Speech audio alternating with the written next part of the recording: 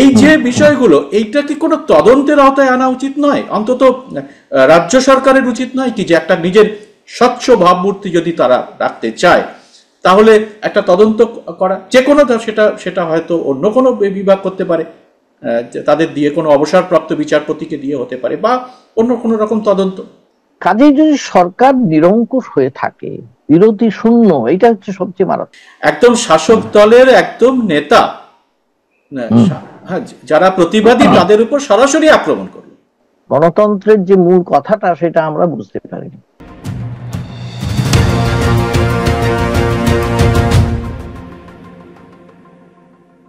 নমস্কার, সবাইকে এই খোলা আড্ডা অনুষ্ঠানে স্বাগত। আমি সুব্রত বসু। 27 দিন কেটে গেছে আর.জি. করের সেই তরুণী চিকিৎসকের নৃশংস খুনের ঘটনার পর। গতকাল আর.জি. কর হাসপাতালের সামনে যে বিক্ষোভ সভা হয়েছে, সেই বিক্ষোভে অত্যন্ত গুরুত্বপূর্ণ এমন কতগুলি কথা বলেছেন ওই তরুণী চিকিৎসকের বাবা মা এবং তার পরিবারের লোকরা, যা আমাদের হতভম্ব করে দিয়েছে। আমরা শুনছিলাম যে তাদের কথা থেকেই, তাদের অভিযোগ যে কিভাবে তাদের উপর অত্যাচার করা হয়েছে, ওই সময়টা চাপ সৃষ্টি করা হয়েছে, কার্যত মানসিকভাবে তাদের যেরকম একটা পরিস্থিতির মধ্যে ঠেলে দেওয়া হয়েছিল, সেটা অত্যন্ত অমানবিক এবং অসংবেদনশীল। কিন্তু তারপরে গতকাল কি অভিযোগ করলেন ওই তরুণী চিকিৎসকের বাবা? তিনি বললেন যে মেয়ের দেহ ঘরে শোয়ানো রয়েছে, সেখানে কলকাতা পুলিশের ডিসি নর্থ তাদের টাকা দিতে চায়। তারা তার প্রতিবাদ করেন, তার জবাব দিয়ে সঙ্গে সঙ্গে দিয়ে দেন। কিন্তু কেন ডিসি নর্থ টাকা দিতে চাইবেন? তারা তো বিচার চাইছেন, তারা তো টাকা চাননি। এরকম একটা হীরের টুকরো মেয়েকে যেভাবে হত্যা করা হলো নৃশংস এবং পাশবিকভাবে, তারপরে টাকা দেওয়ার কথা আসছে কেন? কেন পুলিশ টাকা দেবে? এ তদন্ত হবে না? এ প্রশ্ন থাকবে না? এ প্রশ্ন আমরা নাগরিকরা তুলব না? শুধু এটা নয়, তাদের বাড়ির আরো অভিযোগ যে তাদের একটি সাদা কাগজে সই করিয়ে নেওয়ার চেষ্টা করা হয়েছিল। এফআইআর এর সময় নিয়ে তো অনেক তর্ক বিতর্ক সুপ্রিম কোর্টেও হয়েছে। যখন আমার মেয়ের দেহ আমার ঘরে সাহিত্য ছিল, তখন ডিসি নর্থ ঘরের ভেতরে তিনি আমাকে টাকা দেওয়ার চেষ্টা করেন এবং তার যা জবাব দেওয়ার আমরা সঙ্গে সঙ্গে সেই জবাবটা দিয়ে দিই। কিন্তু আমাদের কাছে খুব গুরুত্বপূর্ণ, কারাই সাদা কাগজে সই করিয়ে নিতে চাইলেন এবং সেটা কেন করা হচ্ছিল? বিচার প্রক্রিয়ার প্রথম ধাপ হচ্ছে তদন্ত ঠিক করে করা। সে তদন্তটা যে নানা রকম ভাবে ধামাচাপা দেওয়া হচ্ছিল এবং তার মধ্যে যে একটা গাফিলতির স্পষ্ট ইঙ্গিত ছিল, সেটা কিন্তু ক্রমশ আরো বেশি করে প্রকাশ্যে আসছে। এই বিষয়টা নিয়ে যে সমস্ত প্রশ্ন এবং সংশয় উঠছে, আমরা তাই নিয়ে আজকে আলোচনা করতে চলেছি। অত্যন্ত গুরুত্বপূর্ণ এই আলোচনা, আপনারা সবাই সঙ্গে থাকবেন। আজকে আমাদের এই আলোচনায় অতিথি হিসেবে রয়েছেন প্রবীণ সাংবাদিক গৌতম বন্দ্যোপাধ্যায়। গৌতম দা, আপনাকে আমাদের দর্শকের পক্ষ থেকে স্বাগত জানাচ্ছি এই অনুষ্ঠানে।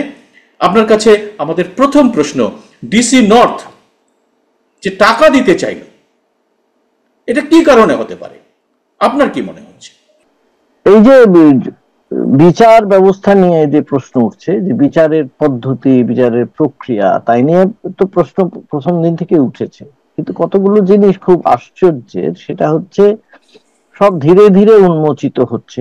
এটা একটা ব্যাপার, ধীরে ধীরে উন্মোচিত মানে সিবিআই তো অনেকদিন হলো হাতে নিয়েছে, সিবিআই এর হাতে নেওয়া হয়ে গেল 17-18 দিনের বেশি প্রায়। হ্যাঁ, ঘটনাটা 27 দিন হয়ে গেল, মোট 27 দিন হয়ে গেল ঘটনা 27 দিন, এবং সিবিআই এর মধ্যে হাতে নেওয়া 20 দিন হয়ে গেল।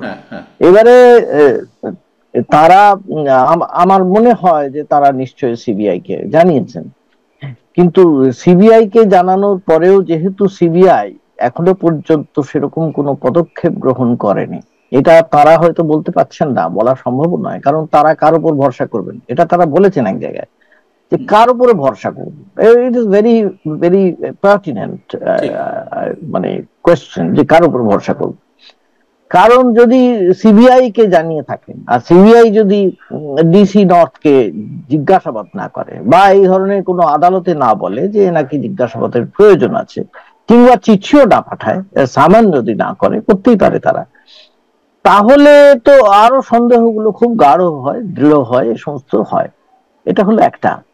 আমি দুটো প্রশ্ন আছে এখানে। একটা প্রসঙ্গ হচ্ছে যে এটা উনি বলছেন যে সেটা আইনি কতটা যথার্থ আছে। এখন আইনি যথার্থ আছে কিনা সেটা বিচার হবে পরে, ট্রায়াল কোর্টে হবে, সার্কামস্টান্সিয়াল এভিডেন্স হিসেবে গ্রহণ করা হবে কিনা। তিনি তিনি বলবেন ন্যাচারালি আমি বলিনি, স্বভাবতই, এবং এটা কোনো রেকর্ড করাও আছে বলে আমার মনে হয় না। যদি থাকে তাহলে তো অন্য কথা, এগুলো পরে আসবে। তবে যদি দেখা যায় যে অন্য ঘটনার সঙ্গে সাযুজ্য আছে, পরম্পরা মিলিয়ে দেখা যাচ্ছে, তাহলে কিন্তু ব্যাপারটা খুবই বড় হয়ে যাবে। তখন ব্যাপারটা অন্য রকমের মাত্রা, ভিন্ন মাত্রা পেতে পারে, পাওয়া যাওয়ার সম্ভাবনা। একটা জিনিস যে কোনো জায়গায় আমি দেখেছি, যদি কোনো জায়গায় এত বড় ঘটনা ঘটে, একটা সরকারি হাসপাতালে যদি এক তরুণী চিকিৎসকের ধর্ষণ ঘটে এবং তার মৃত্যু হয়, এই ধরনের ঘটনা ঘটে, প্রথমে সরকারি মহল থেকে চেষ্টা করা হয় সেটাকে ধামা চাপা দেওয়ার। বেশিরভাগ ক্ষেত্রে, অধিকাংশ ক্ষেত্রে, সে যে কোনো শাসক দলের ক্ষেত্রে আমি এটা দেখেছি, চেষ্টা করা হয় কি করে ধামা চাপা দেওয়া যায়, সত্য যাতে না প্রকাশিত হয়, মানুষ যাতে খেপে না যায়, এটা করে। কিন্তু সমস্যা হলো তার মধ্যে কিছু কিছু লোক থাকতে পারেন যে লোকেরা মনে করেন যে না, আমাদের সত্যটা প্রকাশ করা দরকার, আমার যাই শাস্তি হোক। সেটা হচ্ছে তারা হচ্ছে অত্যন্ত একটা আদর্শের নিষ্ঠাবান মানুষ যারা হন। যদি তাদের পিছনে কোনো অন্ধকার না থাকে তবেই তারা করতে পারেন। এখন তাদের যদি লুকোবার অনেক কিছু থাকে তাহলে খুব স্বভাবতই তারা করতে চাইবেন না, এটা পরিষ্কার। এর মধ্যে তো কোনো, এইটা তো মানে অত্যন্ত পরিষ্কার একটা মন্তব্য যে আমার যদি এমন অন্ধকার থাকে গোটা পেছনটাই, তাহলে আমি সরে যাব না যাতে অন্ধকারটা এসে সব জায়গাটা ঘিরে নেয় এবং আমি তার মধ্যে পড়ে যাই। কাজে এইটা খুব স্বাভাবিক। আজকে এই যে প্রিন্সিপাল ধরা পড়লেন এতদিন পরে, এক্স প্রিন্সিপাল আমরা সন্দীপ ঘোষ ধরা পড়লেন এতদিন পরে, তারপরে প্রচুর অভিযোগ জমা পড়ছে, অনেকে বলছেন, যারা এতদিন বলেননি আমার তাদের প্রতিও আমার যে খুব একটা যাকে বলা হয় সহমর্মিতা আছে তা তো নেই। এতদিন তারা চুপ করে থেকেছেন, কেন চুপ করে থেকেছেন? ভয়। অনেকে বলবেন ভয় না, কিন্তু বলেছিলেন তো, আখতার আলী তো বলেছিলেন, তিনি তো, হ্যাঁ আখতার আলী বলেছিলেন, একজন বলেছিলেন, এবং অন্যরা লিখিতভাবে তিনি দিয়েছিলেন, সব একদম স্বাস্থ্যমন্ত্রী তথা মুখ্যমন্ত্রীর কাছেও দিয়েছিলেন, এবং তার পাশে কেউ দাঁড়াননি। আমরা আরেকটা জিনিস কিন্তু জানি না, সেটা কিন্তু এইটা হয় কি আইনের ক্ষেত্রে, যেহেতু এই আইনের ক্ষেত্রে এটা মাথায় রাখা দরকার যে আখতার আলী বলেছিলেন, কিন্তু দেখা যাচ্ছে তার পাশে সেদিন কিন্তু কেউ ছিলেন না। ঠিক, আচ্ছা, ছিলেন না, শুধু না, আমরা এটাও জানি না মৌখিক ভাবে তারা আখতার আলীকে পাশে দাঁড়িয়েছিলেন কিংবা তার বিরোধিতা করেছিলেন। এমনও হতে পারে হয়তো ভবিষ্যতে কোনো চিঠি বেরোতেও পারে, না আখতার আলী যা বলছেন তা ঠিক নয়, সেটা কিন্তু আমরা জানি না, উই ডু নট নো। এমনও হতে পারে আজকের দিনে যারা সেই কথা লিখেছিলেন তারা চেপে যাওয়ার চেষ্টা করবেন, সরকারও চেপে যাওয়ার চেষ্টা করবে। এগুলো মাথায় রাখতে হয়, এগুলো হতেই পারে, এগুলো খুব স্বাভাবিক ভাবে হয়ে থাকে নর্মালি। কারণ বেশি বহু মানুষ থাকেন যে ঠিক আছে, ও যা বলেছে ও একটু বেশি পেছনে লাগে, হ্যাঁ ওকে অত লাগার দরকার নেই, ওকে সরিয়ে দিন, ঠান্ডা হয়ে যাবে, এই জিনিসটা হয়। কাজে হয় কি, যখনই কোনো জায়গায় এই ধরনের অপশাসন, দুর্নীতি বা এই ধরনের ঘটনা ঘটতে থাকে, তখন তাকে ওই ইংরেজিতে কথাই আছে যেমন কার্পেটের তলায় ঢুকিয়ে দেওয়ার কথা আছে, যেটা বলা হয় যে, তো এটাও তাই, যতটা সম্ভব তলায় ঢুকিয়ে দেওয়া, আলমারিতে বন্ধ করে রাখা। এখানেও সেটা হওয়ার সম্ভাবনা প্রবল, বোঝাই যাচ্ছে। সেখানে যে যথাসম্ভব চেষ্টা চলবে না সরকারের পক্ষ থেকে যে এই সংবাদ প্রকৃত সংবাদ বা বিচারটা যাতে প্রকৃত না হয়ে যায়, যাতে অন্তত ধামা চাপা পড়ে যায়, সেটা চেষ্টা চলে সব জায়গায়, এখানেও চলেছে। আমি এই জন্যই বলছি, এবারে বলতে পারি এখানে অন্য জায়গায় চললে কি এখানকার সেই আমি সেটাকে বলতে পারি যে এটা ঠিক হয়েছে, তা তো নয়। অন্য জায়গায় কোথায় চলেছে বলে এটাকে আমি কখনো ঠিক বলতে পারি না। এটা যে অত্যন্ত অন্যায় হয়েছে, গর্হিত হয়েছে, সে তো বটেই। কিন্তু আবার বলছি ওই জায়গাটা আমি এখন বলতে পারি না, পিঞ্চ অফ সল্ট আমার যেহেতু এখনো প্রমাণ হয়নি, তো শুনছি যদি এটা সত্য হয় তাহলে খুব একটা মর্মান্তিক ঘটনা, খুব মারাত্মক ঘটনা, অবশ্যই মারাত্মক ঘটনা। এবং একটা ধারণা সমাজের মধ্যে খুব দৃঢ় হয়ে গেছে, এটা তুমি লক্ষ্য রাখো, ধরে নিলাম দুটো জিনিস, একটা হচ্ছে আমি খুব ওপেন মাইন্ডেড হয়ে বলছি, আমাকে অনেকে গালিগালাজ করতে পারেনি কথা শুনে, আমি ওপেন মাইন্ডেড হয়ে বলছি যে হয়তো ডিসি বলেননি কিংবা বলেছিলেন। যদি বলেননি তাহলে ডিসি নর্থের নামটা আসবে কেন? তাহলে তো অন্য বলতে পারা যায় যে একজন পুলিশ অফিসার, একজন বিশেষ পুলিশ অফিসারের নাম বলা হলো কেন, এটা খুব ইম্পর্টেন্ট। দ্বিতীয় কথা হচ্ছে যদি তিনি বলে থাকেন, তিনি যদি এই কথাটা যদি বলে থাকেন এবং যে যারা বলছেন তারা এমনই গভীরভাবে মর্মাহত, সাংঘাতিক ভাবে, তারা যখন এই কথাটা বলছেন তখন পুলিশের যে তদন্ত ছিল তাতে প্রথমেই এই কথাটা রাখা উচিত ছিল পুলিশি তদন্তে। কিন্তু পুলিশি তদন্ত বা সিটও গঠন হয়েছিল, তারাও কিন্তু এই ঘটনাটা প্রকাশ্যে আনেনি বা আমরা জানতে পারিনি, এতদিনে আমরা জানতে পারছি, এইটা একটা ব্যাপার।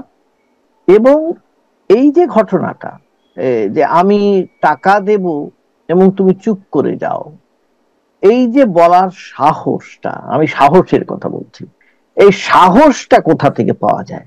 এই সাহসটা হচ্ছে সমাজে যখন আমি ধরেই নিই যে প্রত্যেকটি মানুষই দুর্নীতিগ্রস্ত, প্রত্যেকেই টাকার কথা শুনলে চুপ করে যাবে, এইটা হচ্ছে আরো মারাত্মক আমার কাছে, এইটা সবচেয়ে মারাত্মক। আমি যদি জানি টাকা দিলেই চুপ করে যাবে, এই সমাজ এইরকম জায়গায় পৌঁছেছে, আমি ধরে নিই, তাহলে সেটা খুব মারাত্মক, সেইটা হচ্ছে সবচেয়ে বেশি মারাত্মক। আমি মনে করি সবচেয়ে বেশি অন্ধকার সেখানে আছে। এখন সেই অন্ধকার কে সরাবে সে তো আমার জানা নেই, আমি তো সমাজ সংস্কারক নই, কাজে আমি বলতে পারবো না। তো আমি এইটুকু বলতে পারি, আইনের শাসন যদি না থাকে তাহলে এই ধরনের অপশাসনের ঘটনা ঘটতে থাকে। আমি তো এটা নিয়ে বলেওছি আগে, এই যারা IAS officer, IPS officer, WBCS officer, যারা শিক্ষিত লোক, ঠিক তারা যদি এই কথাটা বলতে পারেন তাহলে বুঝতেই পারা যাচ্ছে তারা ধরেই নিচ্ছেন যে সমাজের সবাইকে টাকা দিয়ে কিনে নেওয়া যাবে। এইটা সবচেয়ে কঠিন, নির্মম বলে মনে হয়েছে আমার। একটা গৌতম দা, এরকম একটা খুব সংবেদনশীল বিষয় যা নিয়ে সারা রাজ্য তো বটেই, দেশ এবং বিশ্ব প্রায় উত্তাল, তারা সবাই নজর রাখছেন। সেইখানে যখন তার পরিবার থেকে, সেই খুন হওয়া মেয়েটির পরিবার থেকে যখন এই ধরনের একটি ভয়ঙ্কর অভিযোগ ওঠে, হ্যাঁ, এবং তারপরে তার সঙ্গে আরো কিছু অভিযোগ যেগুলো ভয়ঙ্কর, মানে সাদা কাগজে সই করিয়ে নেওয়ার চেষ্টা করা, তারপরে এছাড়া আরো অনেকগুলোর অভিযোগ যে টাকা, মানে তাদের তড়িঘড়ি লাশ, তারা চেয়েছিলেন যে ডেড বডি সংরক্ষণ করতে, তারা বলেছেন যে আমরা সংরক্ষণ করতে চাইছিলাম, কিন্তু তাদের কথা শোনা হয়নি, তড়িঘড়ি তাদের প্রায় ছাড়াই তাদের পুলিশ নিজের পয়সা খরচা করে বা কোন রকম ইয়ে না করে তাদের কাছ থেকে পয়সা নেওয়া হয়নি, সেই বার্নিং ঘাটের যে করে না নিয়ে তারা করে দেওয়া হয় সৎকার। এই যে বিষয়গুলো, এইটা কি কোনো তদন্তের আওতায় আনা উচিত নয়? অন্তত রাজ্য সরকারের উচিত নয় কি যে একটা নিজের স্বচ্ছ ভাবমূর্তি যদি তারা রাখতে চায় তাহলে একটা তদন্ত করা, যে কোনো, সেটা হয়তো অন্য কোনো বিভাগ করতে পারে, তাদের দিয়ে কোনো অবসরপ্রাপ্ত বিচারপতিকে দিয়ে হতে পারে, বা অন্য কোনো রকম তদন্ত। এবারে এই যেহেতু রাজ্য সরকার নিজেই খুব বিপাকে আছে, নিজেই এমন একটা জটিল জালের মধ্যে পড়ে আছে, সেখান থেকে বেরোবার চেষ্টা করছে স্বাভাবিকভাবে আমি বলছি এটা, কেননা এখানে মূলত হাইকোর্টের নির্দেশে সিবিআই তদন্ত করছে, সব তদন্ত সিবিআই এর হাতে, সেন্ট্রাল ব্যুরো অফ ইনভেস্টিগেশন, কেন্দ্রীয় এজেন্সির হাতে তদন্ত। কাজে রাজ্য সরকার এখন চাইবে, খুব পরিষ্কার ভাবে বলছি, কেন চাইবে তাও বলছি, রাজ্য সরকার চাইবে যাতে কেন্দ্রীয় যে এজেন্সি তারা এই তদন্তে বিশেষ সফল না হোক, এটা তো চাইবে, এটা তো সাধারণ কথা যে চাইবে, কারণ রাজনৈতিক ভাবে তাদের একটা কিছু মতলব বা উদ্দেশ্য সিদ্ধ হবে। অন্যদিকে ন্যাচারালি কেন্দ্র চাইতে পারে যাতে সিবিআই বা কেন্দ্রীয় সরকার যে শাসক দল তারা চাইবে সিবিআই সফল হোক, এটা চাইবে। কিন্তু সবই তো করে মানুষই থাকে, সিবিআইও কিছু মানুষ চালান, পুলিশও কিছু মানুষ চালান, কেন্দ্রও কিছু মানুষ চালায়। ক্ষমতা এমনই একটা বিষম বস্তু সুব্রত, বিশেষ করে দিনের পর দিন যখন যাচ্ছে আমরা দেখতে পাচ্ছি ক্ষমতার কাছে কে পদানত হয়ে যাবে, কে পিছিয়ে যাবে, কে থাকবে না বলা খুব মুশকিল। আমি দেখতে পাচ্ছি কেন্দ্রেও যে সরকার স্থাপিত হয়েছে। তুমি বলতে পারো আগের সরকাররা কি করেনি? আগের সরকাররাও করেছে। আগের সরকারদের আমলেও দুর্নীতির অভিযোগ উঠেছে, 2G দুর্নীতি হয়েছে, ইডি গেছে, জেল হয়েছে, সমস্ত কিছু হয়েছে, প্রমাণ হয়নি। প্রমাণ হয়নি, বহু ক্ষেত্রে প্রমাণ হয়নি, কিন্তু হয়েছে, তদন্ত হয়েছে, হয়নি তা তো নয়, হয়েছে। এবং সেই তদন্ত সরকার কিন্তু তাতে কোন রকমের বাধা সৃষ্টি করেনি। কিন্তু তুমি লক্ষ্য রাখো, এই যে বিজেপি সরকার যবে থেকেই এসেছে, তাদের মনে হয়েছিল তারা যা ইচ্ছে তাই করতে পারে। কিন্তু লক্ষ্য রাখো হাতরসে কিভাবে একটি কিশোরীকে পুড়িয়ে দেওয়া হয়েছে, কি তদন্তের আওতায় কোথায় পুড়িয়ে দেওয়া, সৎকার করে দেওয়া হয়েছে। এক্স্যাক্টলি এখানেও সেই কাণ্ড করবার ঘটনা, সেই ঘটনায় ঘটছিল। বা এমনও হতে পারে এইরকম ঘটনা এখানেও ঘটেছে, হয়নি এমন বলবো, এখানেও ঘটেছে, আমরা জানি না, আমাদের কাছে আসেনি, কিন্তু এখানেও এক্স্যাক্টলি সেই ঘটনা ঘটছিল। কাজেই যদি সরকার নিরঙ্কুশ হয়ে থাকে, বিরোধী শূন্য, এটা হচ্ছে সবচেয়ে মারাত্মক। এই যে বিরোধী শূন্য হয়ে থাকলে কোনো সেফটি ভালভ থাকে না। এই যে বিধানসভায় কোন রকমের বামেরা, কংগ্রেস জিততে পারলো না, থাকলো শুধু বিজেপি, তাও ক্ষমতা অনেক কমে গেল। এই যে অবস্থাটা দাঁড়ালো, বিরোধীদের জায়গা, একটা বিরাট জায়গা যে শূন্য হয়ে গেল না, সেখানে সরকারের ওই যাকে বলা হয় অতি সক্রিয়তা, ক্ষমতার লোভ, ক্ষমতার মোহ, ক্ষমতার দেখানোর যে জোরের জায়গাটা অনেক বেড়ে যায়, অনেক। তখন মনে হয় আমি যা খুশি তাই করতে পারি। কিন্তু গণতন্ত্রে এই সমস্যাটা আছে, গণতন্ত্রে লোকের হাতেই তো আছে সবকিছু। কাজেই তখন মনে হয় যে এই শেষ পর্যন্ত যখন মানুষ যখন এইটা জোট বেঁধে যায়, তখন আবার সরকারের পক্ষে খুব সমস্যা হয়ে যায়। এখানেও সেই কাণ্ডটাই হয়েছে। এটাই কেমন একটা একটা একটা ঘটনা আছে, খুব পরশুরামের গল্প আছে, খুব ছোট্ট গল্প। কৃষ্ণ এবং ভীমের মধ্যে কথা হচ্ছিল। ভীম এলেন পরামর্শ নিতে কৃষ্ণের কাছে, যুদ্ধ যখন চলছে, বহুবিধ কথা হলো। কৃষ্ণকে ভীম বললেন, আপনি বলেন যে তুমি গিয়েছিলে বলতে যে যুদ্ধ করো না, তুমি নিয়ে গিয়েছিলে সন্ধির প্রস্তাব নিয়ে, তোমার কথা মতোই পাণ্ডবরা গিয়েছিল, আবার তুমি এসে আজকে অর্জুনকে বললে যুদ্ধ করো, এটা কেন করলে? আর ভীম বললো, আমি তো তা করিনি, আমি তো প্রথম থেকে বলছি যুদ্ধ করতে হবে। কৃষ্ণ আবার নিজস্ব যুক্তি দিলেন, অনেক কিছু হলো কৃষ্ণ এবং ভীমের মধ্যে। যখন চলে গেলেন, কৃষ্ণের দুই দেহরক্ষী চক্কমল্ল এবং তক্কমল্ল, তারা একজন আরেকজনকে বলছে, কিছু বুঝলি? তখন আরেকজন বলছে, কিছু বুঝলাম না। তখন একজন বলছে, বোঝার দরকার নেই, আমরা যারা আছি না, এই সমস্ত রাজা ঠিক করে কে যুদ্ধ করবে, কার সঙ্গে করবে। আমরা যারা আছি, আমরা একটাই বুঝি, প্রয়োজনে জোট বাঁধতে হবে। এটা পরশুরাম বলে গেছে এই গল্পে। তো এই হচ্ছে কথা।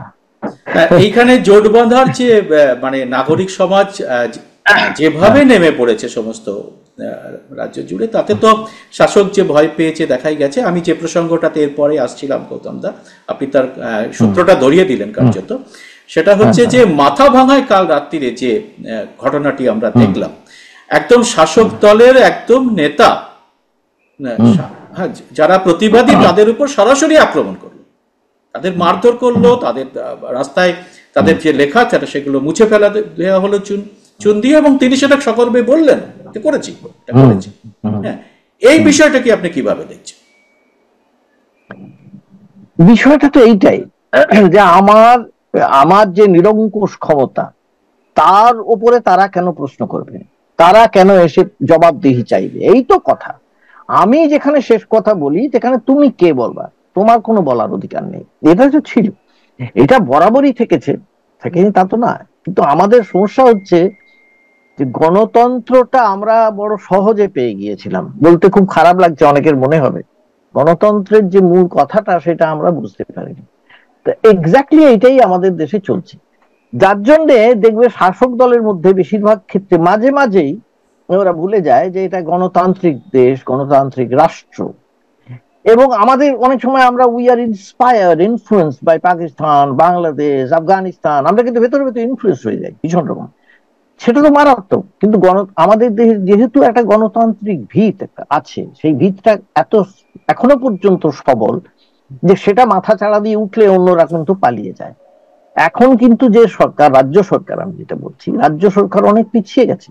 রাজ্য সরকার আর ওই আগের মতন অবস্থায় নেই, অনেক পিছিয়ে আছে। রাজ্য সরকার এমন কোন সিদ্ধান্ত নিতে পারবে না যেটা এই নাগরিক সমাজের বিরুদ্ধে যাবে, মোটেই তা নয়, এটা এটা হবে না। কাজেই কালকেই আমি শুনেছি রাজ্য সরকার, যা শুনলাম যে বোধহয় 100 কোটি টাকা বরাদ্দ করেছে এই নিরাপত্তার জন্য। 28টি বোধহয় সরকারি ইয়েতে হাসপাতালে 100 কোটি টাকা বরাদ্দ হয়েছে, তার মধ্যে বোধহয় 40 কোটি ইতিমধ্যেই মঞ্জুর করে দেওয়া হয়েছে, শুনলাম আজকের ঘটনা। তো এইটা করতে হয়েছে, এটা তো অনেক আগেই করা যেত। এই যে 350 কোটি, 369 না 370 প্রায় কোটি টাকা দুর্গাপুজোয় বিভিন্ন ক্লাবকে না দিয়ে, এটা তো অনেক আগেই করা যেত। আজকে 18 কোটি দেওয়ার কথা হচ্ছে ফাস্ট ট্র্যাক কোর্টের জন্য, সেটা তো অনেকদিন আগেই দেওয়া যেত, এই টাকা থেকেই তো দেওয়া যেত। এইটা আমরা তো ভাবি না, আমরা ভাবি আমার ভোটের জন্য যাকে দেওয়া দরকার আমি তাকে দেবো, আমার যে যে আমি আমাকে যে আমি যাকে অনুগ্রহ প্রার্থী মনে করব আমি তাকে দেবো। এইটা খুব মারাত্মক। কাজে আমার এই দূরদৃষ্টি যদি না থাকে শাসকের, শুধুই যদি থাকে ক্ষমতার লোভ আর ক্ষমতার মোহ, তাহলে এই জিনিসটা হয়। তার জন্য এই বিচারের কথাটা তুমি যেটা বলছিলে, এই প্রসঙ্গটা খুব ইম্পর্টেন্ট। তাহলে বিচারটা কি করে হবে, এইটা খুব ইম্পর্টেন্ট। হ্যাঁ, সবাই যেটা চাইছে জাস্টিস, এবং মারধর করে সেটা দমিয়ে দেওয়ার চেষ্টাটাও কতটা সফল হবে সেটাও আপনার কি মনে হচ্ছে এখনকার পরিস্থিতি? হ্যাঁ, এখনকার পরিস্থিতি এই যেটা হচ্ছে, এটা এটা আক্ষরিক অর্থে এটা খুব একটা বাড়তে পারবে না, বাড়তে পারবে না। এই জন্যই পারবে না এই মুহূর্তে অন্তত যেটা অবস্থা, কারণ যারা এটা করেছে তারা সমাজের চোখে এত ধিকৃত হয়ে যাবে, এমন ভাবেই ধিকৃত হবে যে তাদের সমাজ মোটেই ভালোভাবে মেনে নেবে না।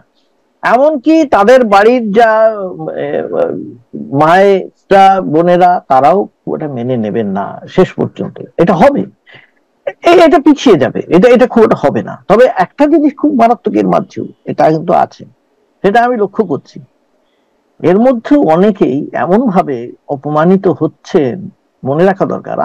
আমি খুব সেটা নিন্দা করি, এইভাবে অপর্ণা সেনকে, ঋতুপর্ণা সেনগুপ্তকে যেভাবে নিন্দা করছে, এই জন্য যেভাবে অপমানিত হতে হয়েছে। কেন? কারণ তার মধ্যেও এমন কিছু লোক আছে যারা কিন্তু এই সুযোগ নেবার চেষ্টা করছে। তাদের কিন্তু সুযোগটা হচ্ছে শুধু এই রাজনৈতিক, শুধুমাত্র দলীয় রাজনীতিটাকে তারা মাথায় রাখছেন। এইটা করলে খুব একটা ক্ষতি হবে, বিচারেরও ক্ষতি হবে শেষ পর্যন্ত। এইটা খুব একটা সতর্ক থাকতে হবে। এটা নাগরিক সমাজের বা বুদ্ধিজীবী বা সুশীল যে সমাজ যাকে বলি, তাকেও এটা মাথায় রাখতে হবে। তাদের মাথায় যারা আছেন তাদেরও এটা মাথায় রাখতে হবে যে এটারও মোটেও সমর্থনে কথা বলা চলবে না, এটা চলবে না, যাতে বিচারটা যুক্তিপূর্ণ হয়। হ্যাঁ, গৌতম, তো একটা প্রশ্ন সবার মধ্যে এখন বারবারই শোনা যাচ্ছে, সেটা হচ্ছে যে এইরকম নাগরিক সমাজের আন্দোলন তো আমরা সত্যি আগে খুব একটা দেখিনি।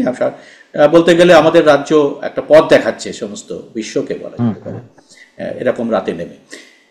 এইটা কতদিন চলবে এই প্রশ্নটা কিন্তু সবার মধ্যে রয়েছে, এটা কতদিন টেনে নিয়ে যায়, কারণ সামনে উৎসবের মরশুম, সেটা এইটা আপনার কি মনে হয়, আপনার ভাবনাতে কি মনে হচ্ছে যে এই চাপটা কি রাখা যাবে? না, তুমি যেটা বলছো একদম ঠিক কথা। এই চাপ এইরকম ভাবে চলতে পারে না। বিশেষ করে কেন চলতে পারে না আমি বলছি, চলতে পারে না এই জন্যে কারণ আমাদের দেশে ওই যে যতই আমি খারাপ বলি, খারাপটা অন্যদিকে বলি, আমাদের আবার বলছি এই যে গণতান্ত্রিক যে রাষ্ট্র ব্যবস্থা, সেটা কিন্তু যতই আমি বলি অনেক জায়গায় কিছু কিছু ব্যর্থ হয়েছে, আমি বেশিরভাগ জায়গাতে সফল হয়েছে বলে মনে করি। না হলে এই এত দৌর্দণ্ড প্রতাপ ভারতীয় জনতা পার্টির ক্ষমতা এত খর্ব হতো না, এবং তাকে আজকে শরিকদের উপরে নির্ভর করে সরকার চালাতে হতো না। এমনকি মমতা বন্দ্যোপাধ্যায়কেও, যে মমতা বন্দ্যোপাধ্যায় ভাবতেন তিনি নিরঙ্কুশ ক্ষমতার অধিকারী, তাকেও এই নাগরিক সমাজের এত সাংঘাতিক প্রতিবাদ সহ্য করতে হতো না। এটা কিন্তু তারা বুঝছেন। এবারে আমরা যদি মনে করি এটা কতদিন চালানো যাবে চাপ, এইটা কেন চলবে না? এটা হয় না বহু ক্ষেত্রেই। যদি সরকার বদল করে দেওয়ার মতন বিপ্লবের ঘটনা ঘটে, সেই ঘটনা আমাদের দেশে ঘটার সম্ভাবনা নেই। কেন নেই? কারণ ওই একই কাণ্ড নেই। এই কারণে, কারণ একটা গণতান্ত্রিক রাষ্ট্র ব্যবস্থা কায়েম আছে, তাহলে সেখানে ভোটের মাধ্যমে নির্বাচিত যারা জনগণ তারাই সরকার চালান, এবং সেই সরকারই আমাদের এখানে আছে। কাজেই 2026-এর আগে এই নির্বাচন হবে না, কিছুতেই হতে পারে না। তখনই রাজনীতির কথা আসবে, দলীয় রাজনীতির কথা আসবে। আমি বলছি যারা ধরো বিরোধিতায় আছে, বিরোধিতার মধ্যে মূল হচ্ছে বাম এবং কংগ্রেস, তারা কখনো এটা বলেনি যে এই সরকারকে এখনই ফেলে দেওয়া হোক, এটা বলেনি, কিন্তু সেভাবে একেবারেই বলেনি। এবং বিরোধী পক্ষের এই যে বিজেপি এটা বলছিল যে মুখ্যমন্ত্রী পদত্যাগ করুন, বা বলছিল সরকার বদলে যাবে, যারা বলছেন তারা ঠিক বলছেন না। কারণ তাদের যে একটা সবচেয়ে বড় শক্তি, আগের দিনও বলেছি, এই আরএসএস নিজেরাই বলেছে রাষ্ট্রপতি শাসন চাই না, এখানে চাই না। এই যে রাষ্ট্রপতি শাসন চাই না বলার কারণটা হচ্ছে একাধিক নির্বাচন আসছে, এমনকি জম্মু কাশ্মীরে এতদিন ধরে চলেছে, তারপরে সেখানে যেভাবে এখনো পর্যন্ত সেখানে রাজ্য তৈরি হয়নি জম্মু কাশ্মীরের, ঠিক এই ইস্যু নিয়েই রাহুল গান্ধী প্রচার শুরু করেছেন যে আমি তোমাদের রাজ্য ফিরিয়ে দেব। এটা খুব ইম্পর্টেন্ট একটা কথা। কাজে এটা বিজেপিকে, কেন্দ্রীয় বিজেপিকে ভাবতে হচ্ছে। আমি বঙ্গ বিজেপির কথা আমি বলছি না, কাজে এটা হবে না। আর আরেকটা জিনিস, এই যে বিরোধী পক্ষের যে নেতা বা নেত্রী এমন কেউ নেই, আর যতই তুমি সমালোচনা করো, যেটা মমতা বন্দ্যোপাধ্যায় করেছিলেন একটা সময় সিপিএম এর বিরুদ্ধে, তখন তো এই সিঙ্গুরে নাগরিক সমাজ কিন্তু পাশে এসেছিল ভীষণ ভাবে। আমি নিজে ছিলাম তো সেই সময়, গোটাটাই দেখেছি একদম সক্রিয় ভাবেই, তখন যেহেতু রাস্তায় মাঠে ঘাটে থেকেছে, সবাই এসছেন, বহু মানুষ এই মেধাবাটকার ওখান থেকে এসেছেন, সবাই এসেছেন, এখানে নেমেছেন। সিপিআইএম এর বিরাট অংশ তাকে সমর্থন করেছে, মানে যারা সিপিএম এর সঙ্গে তাদের সম্পর্ক ছিন্ন হয়েছিল তারাও ছিলেন, মাওবাদীরা ছিলেন, অনেকে ছিলেন। কিন্তু এখানে সেই রকম নেতা বা নেত্রী কিন্তু এখন নেই যিনি এই গোটাটা জিনিসটাকে চালিয়ে নিয়ে যাবেন, এখনো নেই। এখন কেন শুভেন্দু অধিকারী তো বিরোধী দলনেতা রাজ্যের, আপনি তাকে কি বলছেন এটা নিয়ে যেতে পারবে না? শুভেন্দু অধিকারী ঠিক মমতা বন্দ্যোপাধ্যায়ের সমকক্ষ নন, এটা আমি মনেই করি না, একেবারেই মনে করি না। প্রথমত মনে করি না একটা কারণে, একটা মনে রাখবে, তুমি লক্ষ্য রাখবে এটাই, যে মমতা বন্দ্যোপাধ্যায়ের বিরুদ্ধে যে নারী সমাজ, নারীরা যে উদ্বেলিত হয়েছে অনেকেই, কিন্তু এই নারীরাই তাকে কিন্তু ভীষণ ভাবে ক্ষমতায় এনেছে, এটা আমি জানি। নারীরা কিন্তু তার একটা বিরাট ক্ষমতার উৎসস্থল, এবং তাদের কিন্তু মধ্যে অনেক নারীদের মানে রিপ্রেজেন্টেটিভ লোকসভায় বা বিধানসভায় আছে, অনেক বেশি, লোকসভায় যথেষ্ট আছে। যারা নেমেছেন যে সমস্ত মহিলারা এরা, তারা পছন্দ করছেন না এই মমতা বন্দ্যোপাধ্যায়ের বিভিন্ন কাজকর্ম, খুব খাঁটি কথা, না করারই কথা এখন যা চলছে। কিন্তু তারা শুভেন্দুকে পছন্দ করবেন এমন কোনো আমার তো ধারণা নেই, আমার এমন কোনো ধারণা নেই। আমি এটা মনে করছি না যে তারা শুভেন্দুকে নেতা হিসেবে মেনে নেবেন, বা রাজ্যের ডাক্তারি যে ছাত্ররা, চিকিৎসক ছাত্ররা, যারা এই আন্দোলনের মূল হোতা, তারাই তো অভিজিৎ গঙ্গোপাধ্যায়কে বলে দিয়েছেন, গো ব্যাক অভিজিৎ বলে দিয়েছেন পরিষ্কার। তো অভিজিৎ তো শুভেন্দু বন্দ্যোপাধ্যায়, শুভেন্দু অধিকারী হয়ে গিয়েছিলেন সেখানে, কিন্তু হয়নি। কাজেই এটা আমি মোটেই মনে করি না যে শুভেন্দু সেই জায়গাটা নিতে পারবেন, এটা মনে করি না। এবার বলতে পারো তাহলে কে হতে পারেন, কে হতে পারেন সেটা জনগণ ঠিক করবে, আমি জানি না। আর যদি শুভেন্দু পারতেন তাহলে তো লোকসভায় তার ফল দেখতে পেতাম, অনেক ভালো হতো। লোকসভায় তো খুবই ফল খারাপ হয়েছে বিজেপির, এবং এখন এই মুহূর্তে ভোট হলেও মোটেও বিজেপির ফল ভালো হবে না। তবে তুমি যেটা বলছো বিচারটা কি করে হবে, বিচারের জায়গাটা খুব বেশি রকম দেখা দরকার, এটা ঠিকই। বিচারটা যাতে ত্বরান্বিত হয় এবং তদন্ত যাতে ত্বরান্বিত হয়, তার জন্য একদিকে পুলিশি ব্যবস্থা, পুলিশ প্রশাসন এবং সিবিআই এর উপরে একটা চাপ সৃষ্টি করে রাখতে হবে, এটা রাখতেই হবে। এবং সেটা আদালতেও হতে পারে অবশ্যই, যেহেতু শীর্ষ আদালতে আজকে হয়নি, সেই জন্য অনেকের মনক্ষুণ্ণ হয়েছে। তো কিন্তু সেটা মনক্ষুণ্ণ হওয়ার মতো কিছু আছে বলে মনে করি না, সময় লাগলেও আমার মনে হয় না এটা বন্ধ হয়ে যাবে। এইটা বিচারটা হতে হবে, বিচারটা খুব যাতে স্বচ্ছ হয় সেটা দেখতে হবে আমাদের। গতন্দ্র, আমরা আমাদের খুব সুন্দর আপনি বোঝালেন এই পুরো বিষয়টা। আমার মনে হয় আমরাও আশা রাখবো যে সিবিআই আজকে যেমন তাদের একটা স্ট্যাটাস রিপোর্ট জমা করার কথা ছিল তদন্তের, সেটা হয়তো 2-1 দিনের মধ্যেই আবার নিশ্চয়ই সুপ্রিম কোর্টে এটা নিশ্চয়ই এটা নিয়ে ইয়ে হবে, আবার বসবে বেঞ্চ এবং তারা পেশ করবে, আমরা জানতে পারবো এবং বিচার খুব দ্রুত মানুষ পাবে। এবং তার সঙ্গে সঙ্গে যে সমস্ত অন্যান্য পারিপার্শ্বিক যে সমস্ত দুর্নীতি বা অন্যান্য জিনিস বেরিয়ে আসছে সেগুলো থেকেও যাতে মুক্তির একটা আশার আলো নিশ্চয়ই আমরা সবাই দেখার চেষ্টা করব। শুধু একটা শেষ কথা বলতে চাই, একটি কথা বলার আছে আমার। একটা কথা হচ্ছে, সেটা হচ্ছে যে আজকের দিনে সুপ্রিম কোর্টের প্রধান বিচারপতি অসুস্থ বলে আসতে পারেনি। সেই জন্য উনি যেটা আমি দেখেছি যে সোম থেকে উনি আর টানা আসেননি এবং অসুস্থ বলে তিনি আসতে পারেনি, ওই জন্য হয়নি। এবং যেহেতু প্রধান বিচারপতি নিজেই এটাকে ইনিশিয়েট করেছেন, সেই জন্য এটা হচ্ছে না তার বেঞ্চে। কিন্তু পরবর্তী সময়ে যদি দেখা যায় এটা পিছিয়ে যাচ্ছে, তাহলে শুধুমাত্র কোনো একটা পক্ষকে দোষ দিলে হবে না। কারণ তখন সন্দেহ হবে যে সিবিআই এবং পুলিশ বা রাজ্য সরকার দুপক্ষই কোনো না কোনো ভাবে একটা ভেতরে ভেতরে অলিখিত চুক্তি করছে। কারণ সিবিআই হতে পারে যে সিবিআই এর যা প্রয়োজনীয় তথ্য তা পাচ্ছে না বা জোগাড় করতে পারছে না, বা তদন্ত ঠিক মতো চলছে না, এটা হতে পারে। এইটা খুব সতর্ক থাকতে হবে, তাই নিয়ে বিতর্ক হওয়ার প্রয়োজন আছে ভবিষ্যতে। এইটা অনেক ধন্যবাদ গৌতম দা, আপনি আপনার মূল্যবান সময় দিয়েছেন। আপনারাও যারা দর্শকরা যারা এই অনুষ্ঠানটা দেখলেন পুরোটা, তারা অবশ্যই কমেন্ট বক্সে আপনাদের মতামত লিখে জানাবেন। আমরা আশা করব যে আপনারা সেই সঙ্গে এরকম অনুষ্ঠান যাতে আমরা আরো করতে পারি সেই জন্য চ্যানেলটিকে সাবস্ক্রাইব করে নোটিফিকেশন বেলটি চালু করে রাখবেন। গৌতম দা, আপনাকে অনেক ধন্যবাদ। সবাইকে নমস্কার।